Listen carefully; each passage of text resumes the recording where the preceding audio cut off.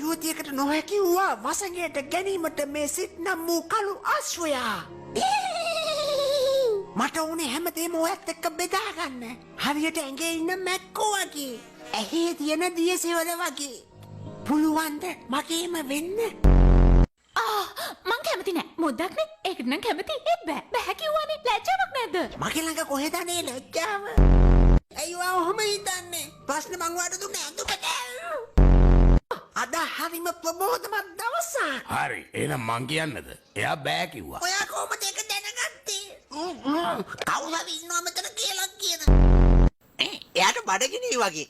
එහෙනම් කිරි ටිකක් දෙනවා. මං කිරි වලට හරි කැමතියි. ඔයාට නෙවෙයි. එයා කිව්වේ මේ පැටියට. දන්නවද මෙහෙ බේටියට මාත් හොඳ පැටියෙක් තමයි.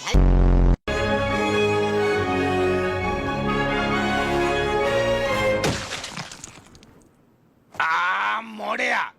ඒක තමයි අපිට තිබ්බ අන්තිම කොමඩු ගෙඩිය. අදින් පස්සේ ඕගොල්ලෝ මට කතා කරන්න ඕනේ සිඩ් ගින්නට අධිපති. ඇයි ගින්නට අධිපති? ඔන්න වලිගෙට ගිනි ඇවිලිලා.